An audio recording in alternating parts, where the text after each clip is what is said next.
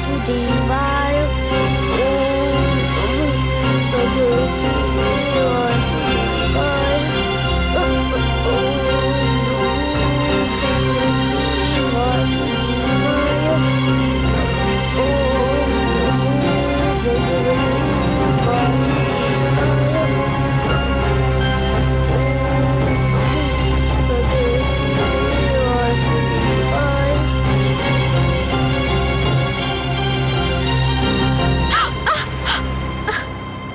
हे भगवान, ये रक्त कैसा? हो ना हो मेरा पुत्र किसी संकट में है। न जाने क्या बीत रही होगी उस पर। क्या हुआ महारानी? अरे ये रक्त कैसे निकल आया? आप तो विश्राम कर रही थी। पता नहीं, लगता है ये रक्त मेरे पुत्र की पीड़ा का संकेत दे रहा है।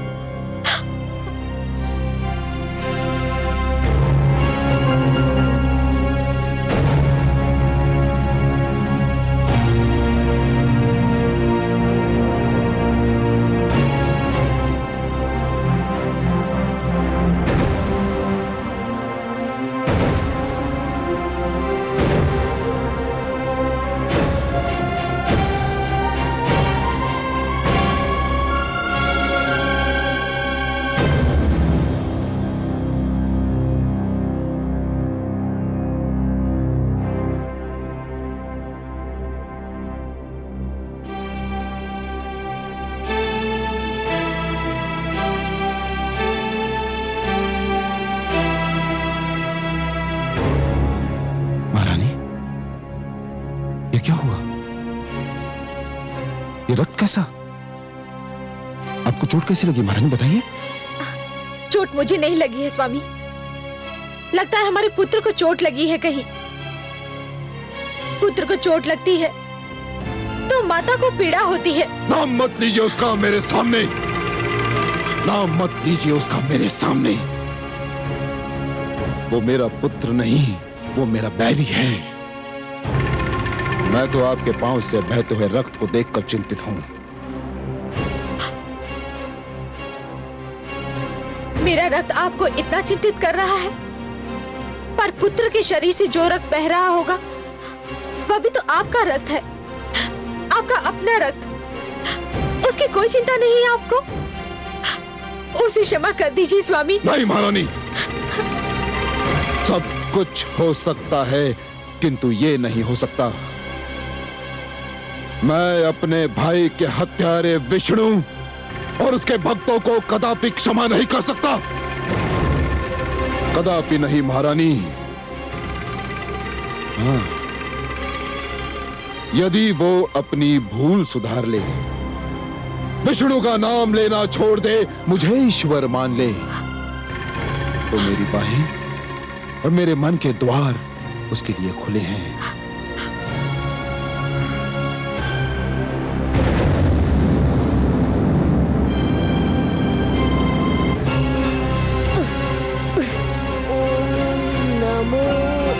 भगवते वासुदेवाय। ओम नमो भगवते वासुदेवाय।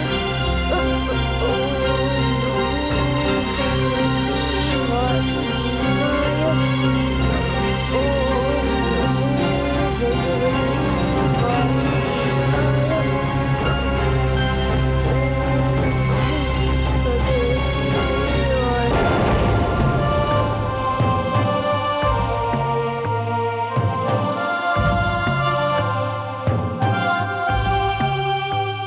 नारायण नारायण।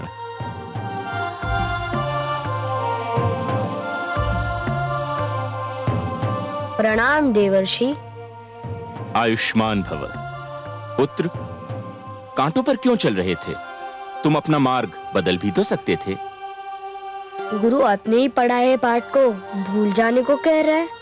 हे देवर्षि, आप ही ने तो कहा था कि विश्वास का मार्ग कभी ना छोड़ना, वासुदेव को कभी ना भूलना। परंतु पुत्र, इन कांटों ने तो तुम्हारे पांव को लहूलुहान कर दिया है, तुम्हें पीड़ा हो रही होगी। शरीर नश्वर है देवर्षि, कांटा चुभेगा। तो पाँव से लहू अवश्य निकलेगा। शरीर को पीड़ा भी होगी, पर केवल शरीर को, आत्मा को नहीं। मेरी आत्मा को तो श्री विष्णु के महामंत्र ने अपनी सुरक्षा में ले लिया है। शरीर पीड़ा झेल रहा है, परंतु आत्मा आनंद विभोर हो रही है। पर अब तो मुझे कांटों के कारण जो पीड़ा हो रही थी, उसमें भी आनंद मिल रहा है।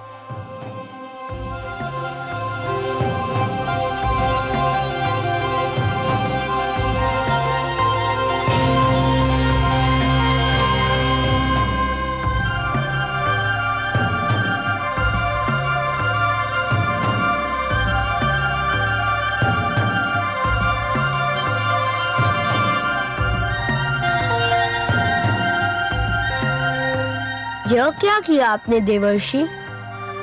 यह रक्त तो मेरा साहस बढ़ा रहा था, यह पीड़ा तो मुझे आनंद दे रही थी। धन्य हो पुत्र।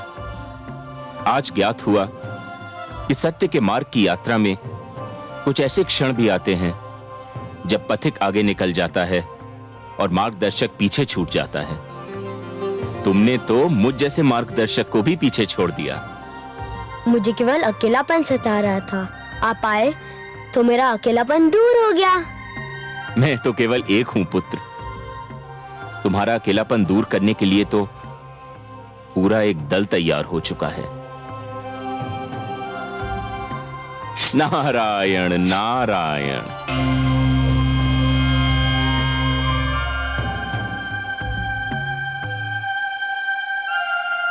ओम नमो नारायण।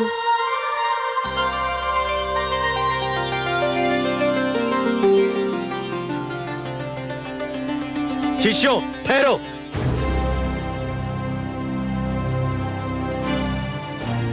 ये सबके सब तुम कहाँ भागे जा रहे हो? हम जा रहे हैं गुरुदेव, अरे वह तो हम भी देख रहे हैं, परंतु कहाँ जा रहे हो? अपने मित्र के पास। मित्र के पास? हाँ, हम राजकुमार प्रहलाद को खोजने जा रहे हैं। हम उन्हीं के साथ रहेंगे। अरे मूर्खों, सर्वनाश होगा तुम्हारा भी और हमारा भी। अगर भगवान हिरण्यकशिपु को इस बात की सूचना मिल गई तो तुम्हारा तो सत्यानाश होगा ही, हमारा जीवन भी संकट में पड़ जाएगा। प्रहलाद ने भगवान हिरण्यकशिपु को ईश्वर न मानने का अपराध किया है, इसलिए उसे दंड दिया गया है। तुम क्यों दंड को निमंत्रण देते हो? वह अपराध तो हमने भी किया है गुरुदेव। हमने भी श्री विष्णु को अपना ईश्वर माना है। ओम नमो भगवते वासुदेवाय।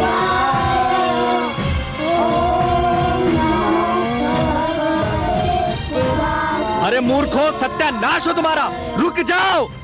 हे भगवान, रक्षा करो हमारी। भ्राता अब तो गए, हम भी और तुम भी। सदा की भांति इस बार भी आपका वचन सत्य सिद्ध हुआ। पुत्र प्रहलाद सचमुच अकेला नहीं है। असुर गुरुकुल के समस्त विद्यार्थी उसके विचारों से सहमत दिखाई दे रहे हैं। महादेवी, बाल अवस्था में मन की स्थिति कोमल होती है, उपजाऊ भूमि की भांति। इस अवस्था में जो भी विचार मन की धरती में बो दिए जाएं, बहुत सरलता से जड़ पकड़ लेते हैं। उच्च विचार, उच्च आदर्श और जीवन के उच्च लक्ष्यों को बालकों के मन में बो देने के लिए बाल्यावस्था सबसे सुहानी ऋतु होती है। हाँ कमल नयन, मैंने स्वयं देखा है। पुत्र प्रहलाद ने असुर बालकों के मन में सुंदर विचारों के बीज डाले हैं और अब उनमें प्रेम की खेती लहलहा रही है। परंतु हे दया सिंधु, पुत्र प्रहलाद न जाने कब से भूखा प्यासा भटक रहा है। मुझे उसकी यह दशा देखकर बहुत दुख हो रहा है। कैसे होगा उसके पोषण का प्रबंध? हिरण्यकशिपु ने तो उस पर जीवन के सारे द्वार बंद कर दिए हैं। प्रकृति ने तो अपने द्वार बंद नहीं किए ना महादेवी। हिरण्यकशिपु ने आपके पुत्र प्रहलाद पर जितने द्वार बंद किए हैं, वो सारे द्वार प्रकृति स्वयं अपने हाथों से उसके लिए खोल देगी।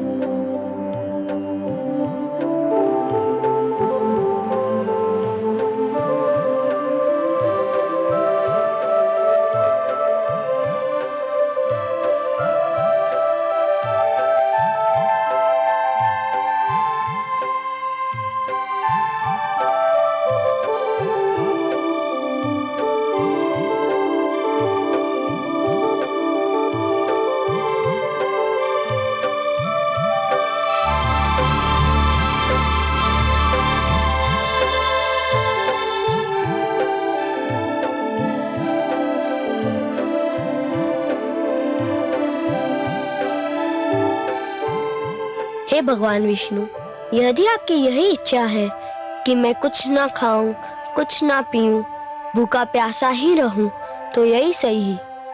मैं आपकी इच्छा के आगे सिर झुकाता हूँ। मैं भूखा प्यासा रहकर भी आपका नाम जपता रहूंगा, आपके नाम का मंत्र पढ़ता रहूंगा।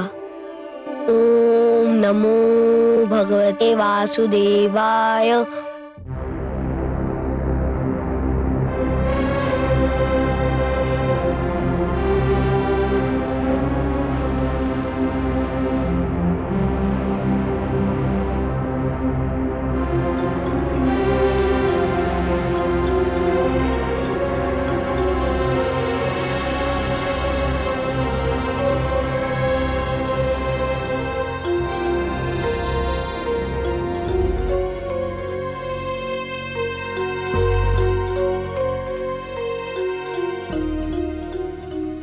भगवान, भोजन परोसा जा चुका है।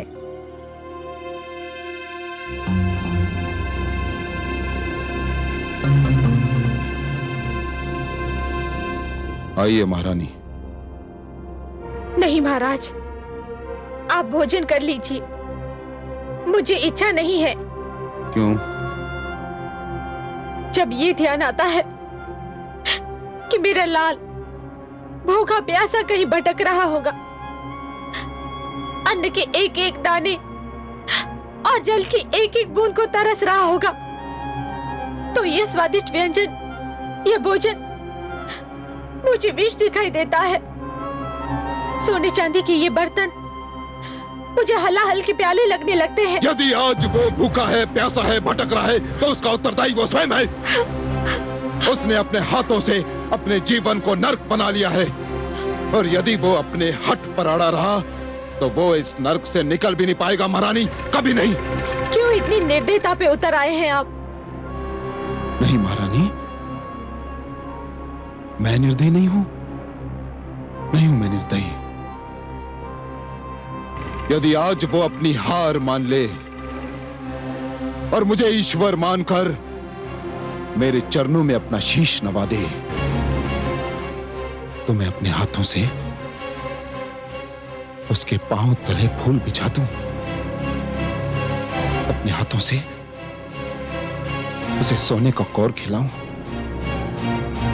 अपने हाथों से थपक थपक कर अपनी गोद में सुलाऊं। हाँ महारानी, यह भगवान हिरण्यकशिपु का वचन है। चलिए भोजन ग्रहण कीजिए।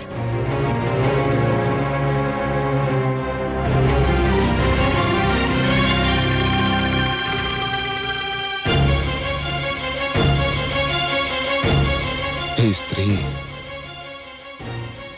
मैं भगवान होकर तुझे समझ नहीं पाया, तुझे कोई समझ नहीं सकता।